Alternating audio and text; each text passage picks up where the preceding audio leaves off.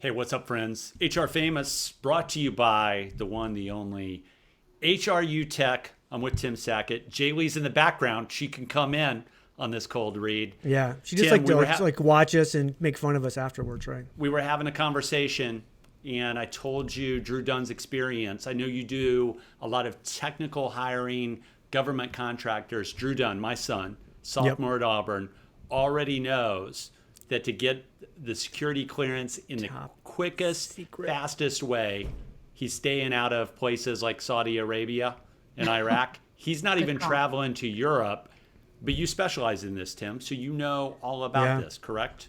Yeah, clearance hiring is really difficult, and there's a lot of kind of ins and outs to it. Again, you have to be, from a staffing firm standpoint, we have to be a defense cleared facility to be able to manage people's clearances. Like, Katie, one of the most difficult searches we're doing currently is an admin assistant with top secret clearance. You think it's an admin assistant, like $17-20 an hour. No, it's like $45 an hour. But to find an admin assistant with top security clearance is next to impossible. Plus, it takes so long to go through that most never would. But I'm like, but you could be making 80 to 100K as an admin assistant just by going through that process. And if you're a normal American that's, kind of kept, to their P's and Q's and just, you didn't marry a terrorist or something, hey, you could probably do that. It's shocking to me, some of the jobs that are out there and what we will pay just to make sure that that person has the clearances they want.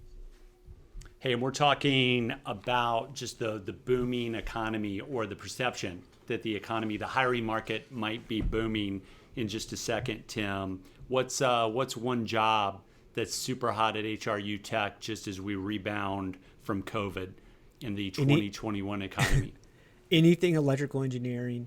Every single day I hear of new companies who everything is going away from combustion gas. It's solar, it's electrical, it's everything. So if you have kids out there, folks, get them to go electrical or computer science, stop mechanical, stop civil. I had someone the other day oh, my sons want to go civil. And I'm like, stop that. Don't do that. That's why you reacted to Drew's resume the way you did, right? Electrical engineering. Completely money. I'm like, he'll have a million job offers. Yeah. What about chemical engineering? A little. There's still, it's some need, but it's not as hot as electrical and computer engineering. Hey, JLee, so real quick, cold read, HRU Tech, make sure you check them out. Drew Dunn co-op opportunity. He selected Mercedes, JLee. Whoa. And the plant, he's going to be working with automation, doing spreadsheets, obviously, for somebody as a co-op. But the Mercedes plant in Alabama, in Vance, is actually launching the first American-based EV, electric vehicle, in 2022. So he might be on the front end of that. Yeah. Cool. JLee, when are you going to own an electric vehicle, EV? When are you going to own one? That's the next purchase for the husband. He's getting an EV, but he's getting a Tesla. He's decided. That might be this year. Yeah. Hard to do. All right. HRU Tech, check him out. Tim Sackett, you can message him on LinkedIn. Just doing great things in technical hiring. Cam, what are we waiting for? Hit the music.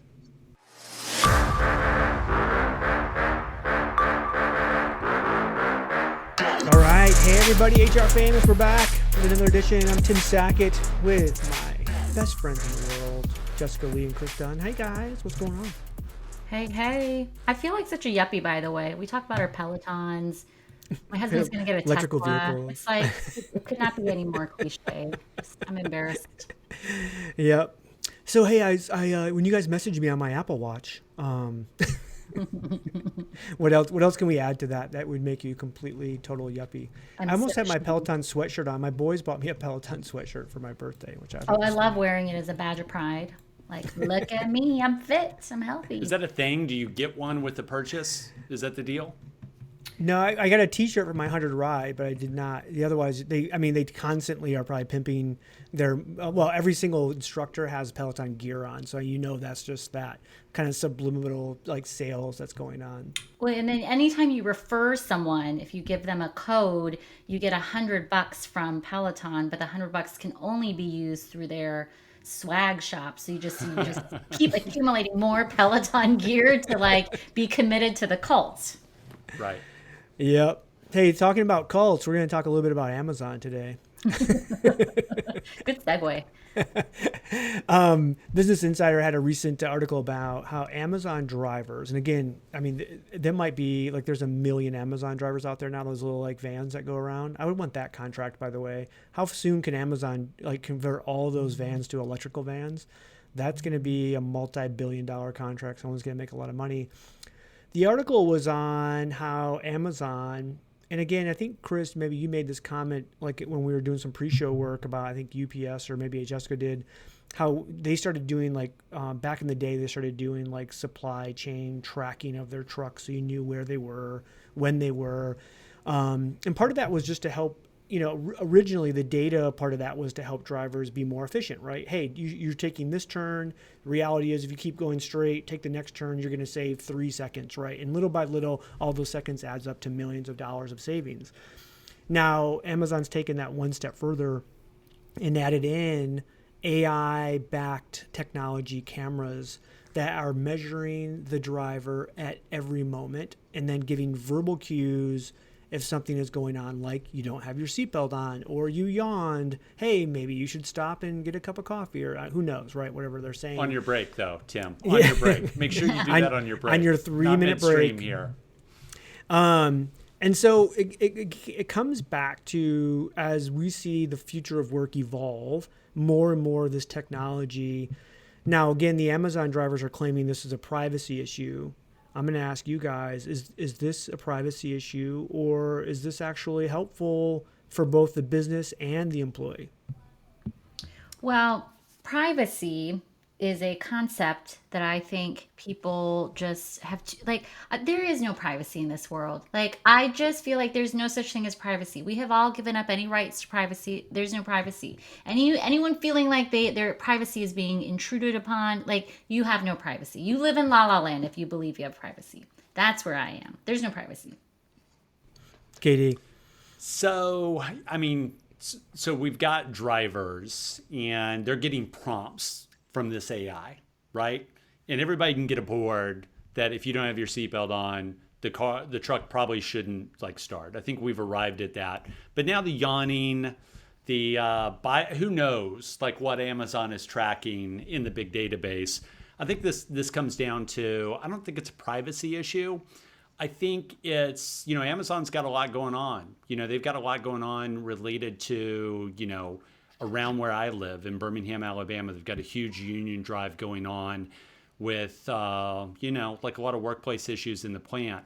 I think this is where are you at in the jobs economy issue? Because if you're a driver, Tim and Jessica, if you're a driver, you got that job because it sounded cool to drive around. Maybe you wanted to be mobile. You wanted to be out and about. And even though you had a route, you wanted to be a little more free. You wanted to see the sights, and then maybe a little better pay than a warehouse job. Yeah, blah blah blah. Yeah, So I think it's a job quality issue, and you mentioned it, right? You mentioned, hey, EVs coming for all these Amazon vans. Guess what's next? Self-driving vehicles. Autonomous, these jobs won't exist in probably, I don't know what I'll say 20 years. They won't exist. And they're doing things with drones. It's a job quality thing, and that's why like all of us have kids. And as parents, and I know a lot of our listeners will agree with this, Tim, as parents, we want to keep people like above the Mendoza line related to job quality, because jobs are being replaced, they're being automated. And I guess the quality of life inside a job probably decreases the closer to that automation line that you are. And for me, the driver is a part of that. And the last thing I'll say, and you can respond to this when we come back to it. Let's just like call it what it is. I'll speak for myself, not for my group here on HR Famous, but the people complaining about the technology, are they the high performers or are they the low performers? I have an opinion on that, Tim, that we can come back to. Well, part of this was what Amazon's claim is is a third-party technology, and the drivers are concerned that Amazon, can you imagine? They probably have, what do you think? I mean, a couple 100,000 Amazon drivers out there, right, in the world or more. At least. And by the way, Tim, they've subcontracted a lot of those to a form of franchisee, right? Yeah. Yep. But you can imagine, like, the drivers are thinking, oh, somebody in Amazon's watching us as we work, and you're like, no, they're not. Can you imagine? Like, you're getting paid $20 an hour to drive an Amazon truck. We're paying somebody $25 to watch you all day. Like, that's not happening. But whatever. The AI is, and what happens is they start recording when a certain behaviors are tagged, right? So person's yawning, person's smoking a cigarette, person's taking a drink while they're driving, stuff like that. Like, they're saying, hey, these are workplace safety issues. And then you have a recorded, video of this person doing that wrong behavior. So now you have evidence, right, for them, for performance. And people are like, well, holy crap, like, this is micromanaging, or this is all this stuff. To me, this is a window into the future of every single job. If you don't think you and I and Jessica are sitting in front of a laptop all day with a camera on it, that somebody can't measure our keystrokes and what we're doing and put all this data together and say, hey, Tim, why were you live sports betting at your job at 10 a.m., or get day trading, or whatever. Like, that crap is happening all the time. It's just a matter of time for me until this technology starts to get turned on. Like, Jessica, like, you obviously are working in TA at a really large enterprise company. Are you guys looking at technology like this? Are you thinking about technology like this? Because there's a part of me that says, hey, that helps our employees become better performers. That's a good thing, but there's a slippery slope there. Oh, I am so far removed from anything in that space that I really have no idea. But like, the thing I think are pointing out that is like important for people is, like, there's a difference between surveillance and like capturing data to then prompt people, and measure and improve. Like I think everyone immediately goes to surveillance, and I think the reality is it's probably not about surveillance. Like, you're right, it's not. Someone is watching you. This is data. This is process and performance improvement, Yes. and then it's CYA at a certain point if you need like the backup. And so my hope is at some point, like, the conversation changes amongst like the Gen Pop that like this isn't surveillance that's happening. But by the way, also, like, the thing that we haven't said, or maybe it's too obvious, but like for me, like, when I put like a brand hat on, like, Amazon is a massive brand, right? But like, they've got drivers and cars out there all over the place, and like, from a brand perspective, to like preserve the brand and to like keep creating a good experience for everyone, like, those drivers and like the vans are key. And so how could they not? Like, that is like one of their most visible assets besides the website, right? Yeah, And like, even in my own neighborhood, like, we actually been frustrated with prime drivers who go too fast. They just like railroad the speed bumps, and like, we've got signs out that say kids are playing, but like, they don't care, their music is blaring. And like, Amazon, I hope you're watching those guys. Like, we don't like the way they're driving in the hood. It is a brand protection, right? Because if the first time, like, that Amazon driver, and it probably has already happened, we just haven't heard about it because they probably paid millions of dollars for it to go away. But a first time a kid gets hit chasing a ball on the street by an Amazon driver, and we know there's accidents that have happened with Amazon drivers. But can you imagine if that technology, like, let's say you had an Amazon driver having a bad day, wife just left him, decided just, get drunk, whatever, and you're driving crazy, like, to have the ability to shut down the vehicle, right there, and have someone come pick them up or whatever, like that, like, that's amazing technology for the work world, for the rest of the world to actually have. Imagine if every kind of service person like that had that we don't now, that you could kind of do that. And again, to Katie's point, once we get to autonomous, like, the entire grid would be able to kind of, it wouldn't be an issue because they would just shut stuff down and like make sure it didn't happen. But I think it's just, for everyone that looks at that and there starts to question and go, well, it's just drivers, it's just this. I foresee a future like a decade from now where every single one of us is being measured in every job we have at some level like this. And by the way, you already are for the most part, right? Hey, so Jessica, quick shout out to the parents of the world that are frustrated, like, with fast vans moving through their neighborhoods. Growing up, I had a neighbor playing basketball in a driveway. This is before Amazon vans, obviously, but somebody that they couldn't slow down in the neighborhood actually saw a guy named Steve throw a basketball at a moving car because he had tried to reason with the person. So he just went out in the street and started chucking like basketballs at it. Love it. I would encourage you to find some alternative to slow them down. Maybe the technology is the thing. But Hey, we have an old guy in our neighborhood, who I love. He's a dear friend, Al. He would tell, like, when our kids would drive too fast down the street, he would just come over and say, "Hey, Keaton came down the street pretty fast today," Right. And I mean, Mama Bear was on that. Like, you do Sure. not upset Mr. Al. Yeah, absolutely. So, Tim, to your point about like in the future, we will all be monitored. I think that goes back to my point about the threshold or the Mendoza line in terms of job quality and what you actually create and what you provide. So we're already seeing, and I think you're going to talk about the job market next, but we're already seeing this split, right? I mean, it's been going for a while. And what I would say is in the future, if you don't want to be monitored, whatever you do for a living, you have to create, you have to provide like this incredible value so you can prevent yourself from being monitored. The more you're in a commodity style job, the more the monitoring can come. And plus, even though we could monitor anybody we want on their computer now, the people that create the most value have the most rights to say no to monitoring and say, I'm not going to work like that. So I think it's super interesting. And then I also think, like, in terms of job quality, that's why we're seeing, things like the Amazon facility in Bessemer, Alabama. Like, I think it's 6,000 people. Like, it's some crazy thing. I think the voting results are out either sometime late in March or in early April.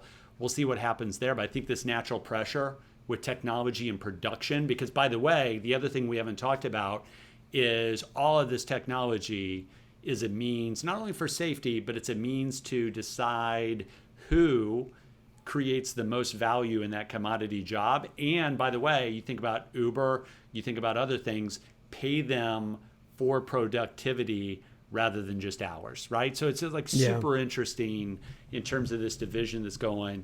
One set of employees is going like this, one set's kind of here and kind of trending down. I think that's where a lot of this pressure comes from. Are you tired of talent and HR podcasts that sound like corporate training videos? Same. Talentless is the no-fluff show about hiring, leadership, culture, and what's actually going on in the world of work. Talentless is a podcast for recruiters by recruiters. Hosted by Desiree Goldie and Ashley King, they're smart, occasionally salty, and never afraid to say what everyone else is thinking. Listen wherever you get your podcasts and subscribe at talentlesspodcast.com.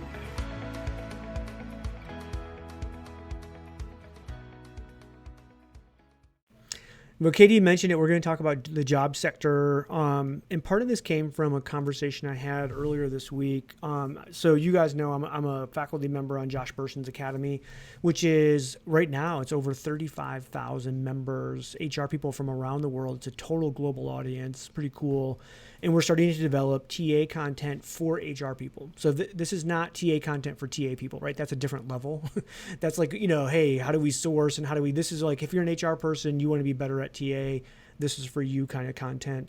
And so we had 6 TA leaders from really big, giant enterprise brand, global companies come in. And one of the shocking things that came apparent right away was they've said in the last 60 to 90 days, like their rec load has shot through the roof, like all out of nowhere. Like they went pandemic, really low or no hiring to holy crap, our recruiters are overwhelmed. Now, but that it doesn't necessarily play into the unemployment numbers that we're seeing. And Josh himself made a comment. He's like, I just don't trust the government number right now is accurate, or we're seeing this weird dynamic in the economy where you have all these industries and all these professions hiring like crazy, but then there's certain industries and certain professions that are doing no hiring that's making that number look overall bigger than what we're truly feeling. So I wanted to throw it to you, Jessica, first, because you're obviously one of those industries that got hit really hard by the pandemic, big corporation. Are you guys seeing hiring coming back like we were hearing from these other enterprise kind of leaders? So we're not there yet, but we are anticipating it'll pick back up.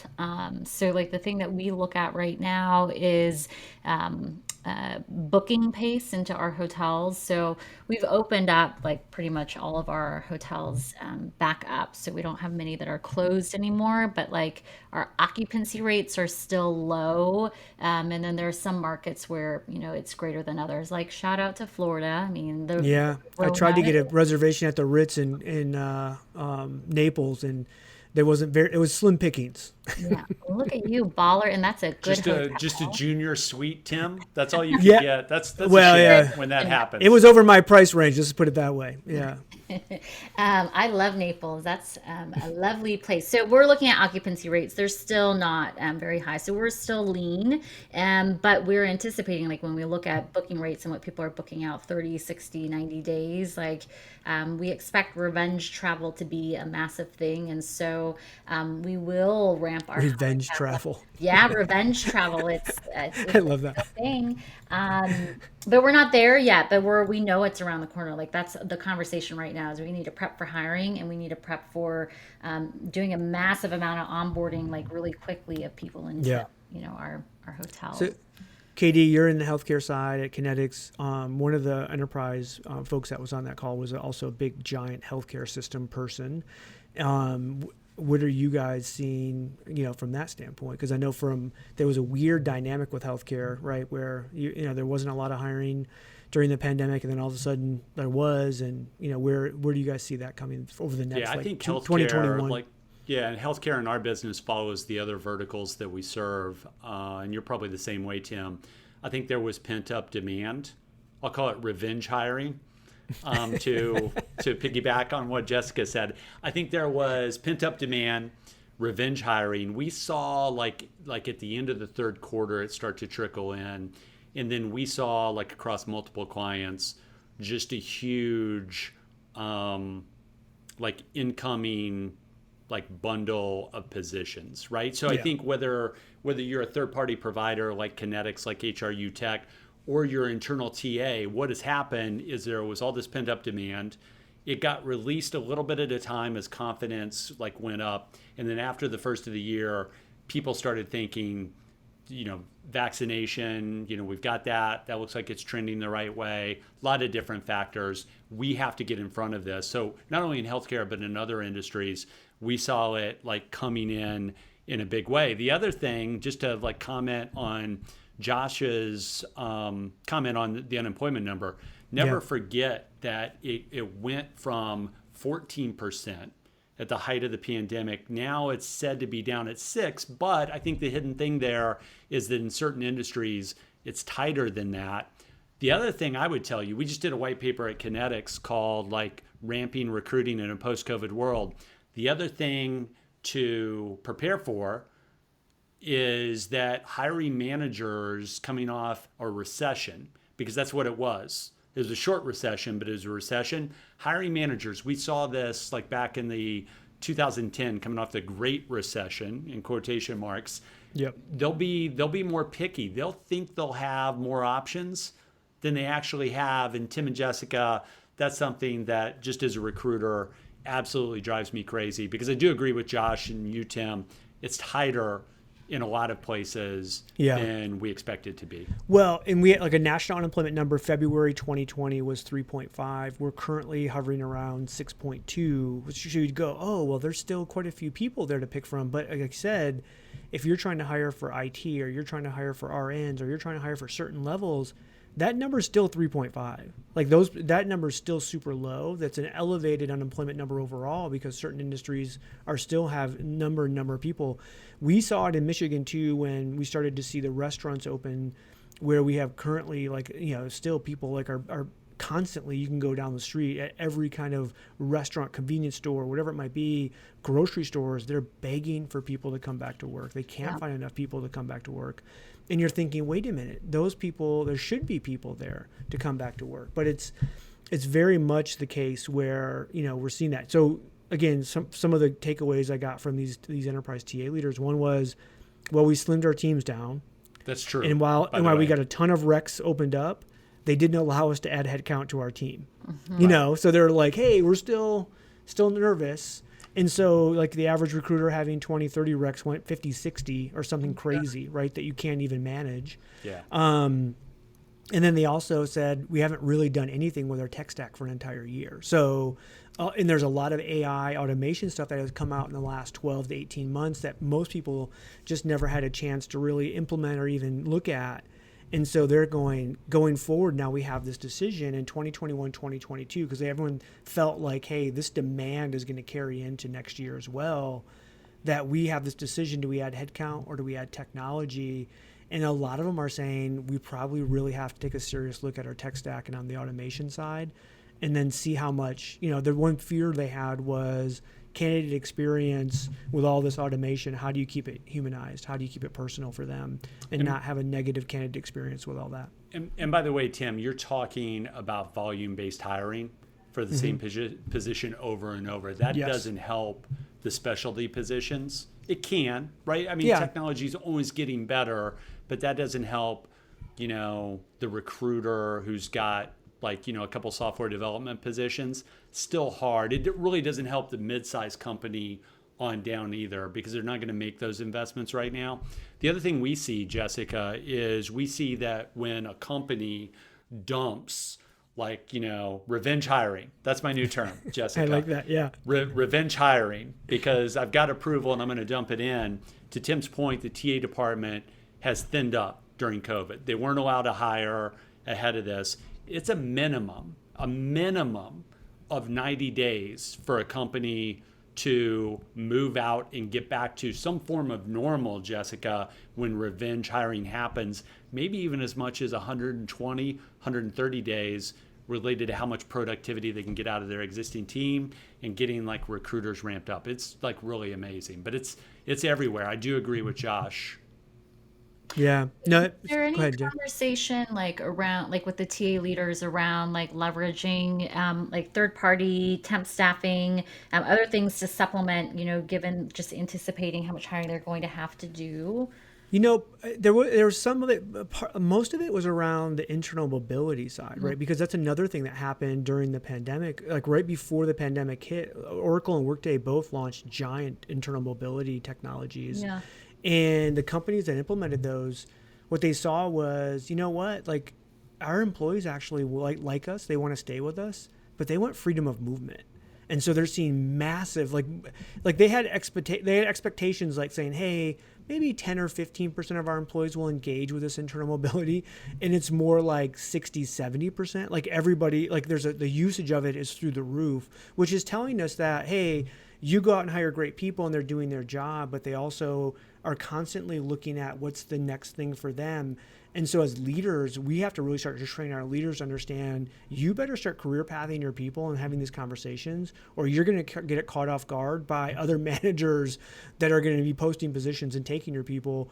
At the same time, I think on the TA side, what you're using then this contingent workforce for is, how are we using that to kind of backdoor all these kind of, I think what we call entry level or beginner hires, where those are the filler hire ones, right? You get good people there and then they'll move into the rest of the organization through internal mobility. I think they're trying to figure out what percentage of that are we going to use in this kind of contingent workforce, kind of way. And again, a lot of the technologies at the big HCM module level for enterprise are trying to help there as well. So you have this total view of your workforce, which I think is new. And again, we're going to see this transformation happen over the next, 1 to 3 years, I think, for a lot of enterprise companies. Hey, Tim, one thing to add to that, I like the internal mobility piece. I just read a blog post that you did kind of off that conversation. Thought it was good, talking about good managers, become creators of talent. It was a great post. It's up on Fistful of Talent. I think the internal mobility piece, I think it's real for big companies, and they're talking a lot about it. I don't think that helps them dig out of what they're facing post-COVID. Oh, for sure, right? Not. So I'll just say that. And just to piggyback on what you said, I think there's a unique opportunity for if you're an HR leader, a TA leader, and you have this flood of positions, I think you have to go on the offensive, Jessica. And I think you have to tell people from a total talent management perspective what the options are. And by the way, I work for a third party, but I'm speaking strategically for HR and TA leaders. You have to get in front of it and say, hey, we can go contingent. We can go RPO project. We can do consultants in this area with low head count, but here's what it's going to cost you. And I think you have to get the cost thing in because that's a business decision. How quickly do you want the talent, right? We can get it here quicker, but it's going to cost money. And I think, it's a bell curve, right? A lot of TA leaders and HR leaders are willing to have that conversation. But Jessica, I think more should be, right? More should be willing to have that conversation. Total talent view. By the way, one thing backwards on the internal mobility piece, that's not going to solve people's problems with the revenge hiring that will be ahead of them. But what it does solve for is, I think a lot of orgs in the past year have been challenged with people feeling like, the past year has been, a drain on engagement, lack of growth. And so like zeroing in on that as a mechanism to, help foster growth, I think is huge. KD, if I'm a TA leader, an HR leader at any level right now, SMB to enterprise, and I'm feeling like I have this all of a sudden, like in the last couple of months, like someone dropped like a bucket load of positions on me. The first thing, and you had mentioned this earlier, I wanted to get out to is give my executives and my hiring managers some data around the marketplace unemployment for the positions they're asking for versus overall, because in their mind they're hearing unemployment's so high, and we have millions of a week are applying, and they think it's this endless supply of talent, and it's not. It is so disparate in terms of the talent that's available versus the talent we need right now in the U.S. And again, I'm hopeful. I'm hopeful for that that the Biden administration is really going to address some of the foreign nationals, and because we basically had that shut off for the last 4 years or so under Trump. We're in desperate need of some of that talent to be able to start immigrating into the U.S. at the technical level. And by the way, Tim and JLee, what you would do is you would educate people. You got to educate people on what the marketplace is, right? It's much tighter. You got, like, every leadership meeting you go into, you should be talking about it. You should have a slide in your deck. And then if you present the cost options for us to ramp this quicker, tell them how you're building the internal team, if that's your goal, behind it, right? Because a great way to great way to get budget approval for a headcount is to say, hey, it's going to cost us this much to do what we need to do to get ready for what you're facing from a business perspective, but I will get that cost down by building this behind the scenes if you give me approval for 25 new recruiters, whatever the number is, right? That's the way you make the business case. Exactly. So, hey, it was a business school lesson today on the HR Famous Pod. Business case 101. Katie, that's perfect. Like, you couldn't have drawn that up before, any better, right? Revenge travel, but also revenge hiring. That's what I learned today. I know that it is good. The revenge is against COVID, right? That's the revenge. We're getting back at COVID for what it did to us. So, hey, HR Famous, my good friends, Chris Dunn and Jessica Lee. I am Tim Sackett. We are out.